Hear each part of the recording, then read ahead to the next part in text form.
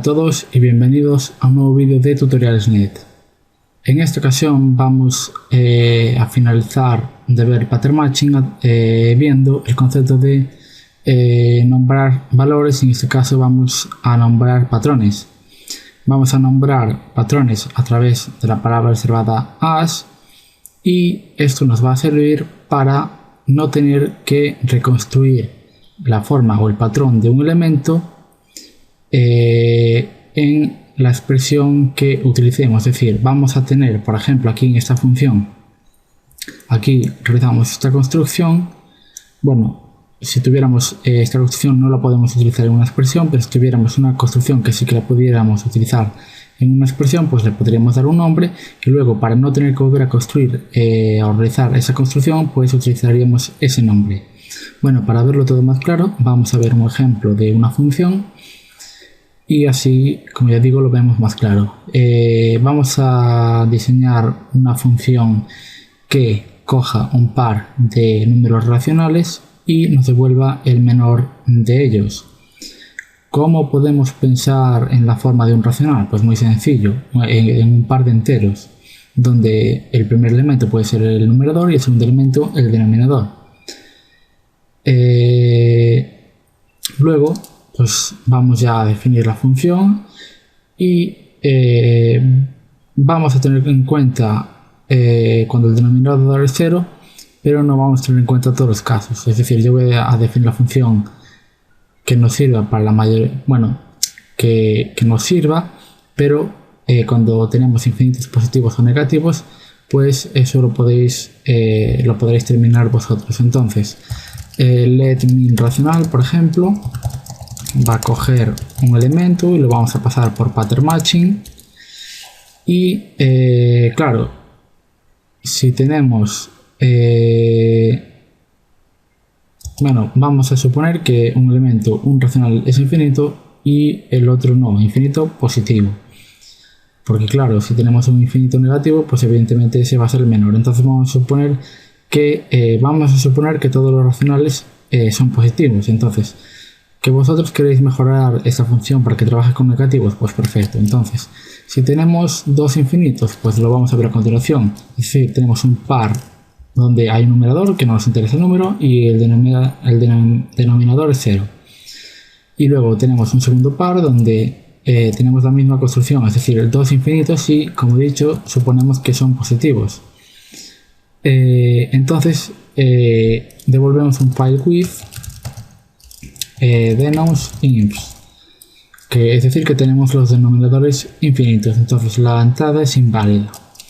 Luego, si tenemos, por ejemplo, un racional R1, le llamamos de esta forma, y un par donde tenemos que el denominador 0, pues el segundo par será un infinito y el primero será el mínimo, entonces devolvemos R1. De la misma manera ocurrirá si tenemos un R2 y un par donde el primer par, es decir, el primer racional, donde el denominador es 0, luego este par, que es el primer racional, es infinito, y este evidentemente va a ser el menor. Bien, hasta el momento, como veis, simplemente hemos construido, en este caso, pares de pares, es decir, un par de racionales, y hemos hecho esta construcción.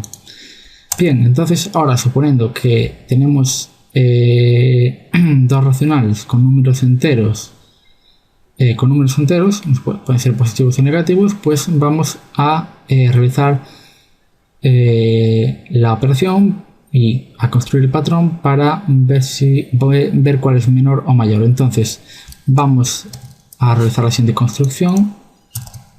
Tenemos el primer racional que tiene como numerador n1, como denominador d1, y le damos el nombre de racional 1 de r1. Es decir, aquí construimos el patrón n1 de 1, el par, y luego lo nombramos como R1. Esto nos va a servir a la hora de evaluar nuestra expresión para devolver el par si lo deseamos, que sí que lo vamos a desear. Y luego, este es el primer racional, vamos a construir el segundo.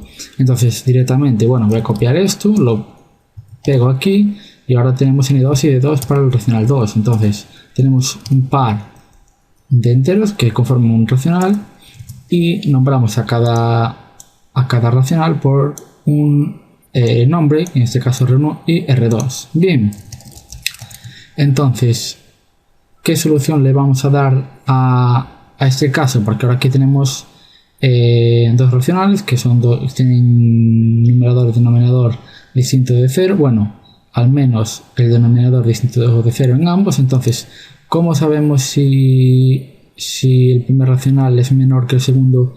Es decir, ¿cómo sabemos cuál es menor? Pues simplemente haciendo multiplicación en cruz. Es decir, si n1 por el numerador 1 por el denominador 2 es menor que el denominador 1 por el numerador 2, eso quiere decir que el menor es de 1, den R1, es el primer racional, else R2.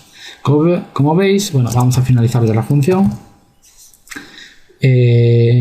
Aquí lo que estoy haciendo es preguntar si esta multiplicación n1 por d2 es menor que d1 por n2.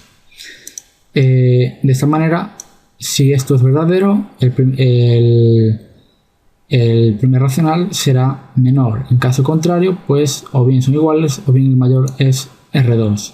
Entonces, de esta manera, pues podemos devolver R1, como veis aquí le he dado el nombre de R1 y lo que va a devolver es este par que hemos construido aquí.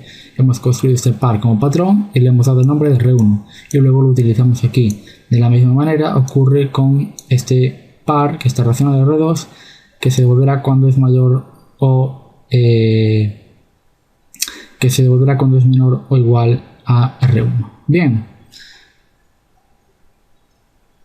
Entonces vamos a copiar esta función, la vamos a pasar por el compilador interactivo y nos dice que min racional es una función que coge un par de pares, es decir, un par de racionales y nos devuelve un racional, un par de enteros. Entonces vamos a crear dos racionales y luego los vamos a enviar a la función min racional. Entonces let R1 igual al par 1, 2 y R2 le vamos a dar el valor de 1, 3. Entonces creamos estos dos pares de enteros, R1 y R2, y ahora los pasamos por la función min racional que tomará R1 y R2 y nos devolverá el racional menor. Como veis, un medio es mayor que un tercio, luego el menor es un tercio, evidentemente respecto a R1, y por lo tanto esta función nos devuelve el menor.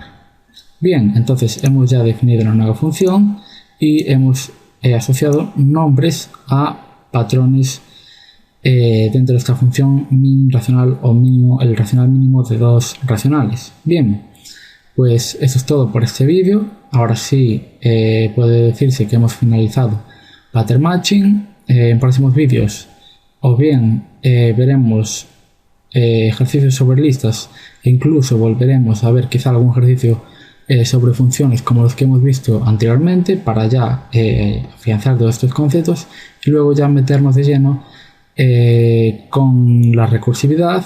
Primero la veremos sin listas, veremos recursividad y luego pues la veremos ya con listas. Cuando terminemos con las listas, pues en teoría y evidentemente funciones sobre listas del módulo list y alguna función sobre listas más que vayamos sacando y que busque por Google a ver qué funciones podemos realizar. Y una vez finalizado eso, en teoría finalizaría el curso. ¿Qué pasa? Pues a lo mejor me da la venada y me pongo también a explicar un poco sobre tipos y construimos algún árbol y hacemos funciones sobre árboles que puede ser bastante interesante. Evidentemente en OCaml no voy a explicar programación estructurada o procedural, ya lo sabéis de otros lenguajes y simplemente es leeros un pequeño tutorial y ya sabréis cómo funciona. Y programación orientada a objetos, pues si hago algún vídeo sobre programación orientada a objetos, pues seguramente sea con Java, porque por ejemplo en OCaml creo que podemos utilizar herencia múltiple y a mí no me convence, pero bueno, de todas formas en Java ya tenemos una base muy buena y se podría ver toda la orientación a objetos con Java. Yo digo que se ve bastante claro todo. Bien, pues esto ha sido todo. Si os ha gustado el vídeo podéis darle a like, agregarlo a favoritos para accederlo más fácilmente, y también podéis suscribiros a nuestro canal para continuar viendo vídeos de informática. Eso es todo y hasta la próxima.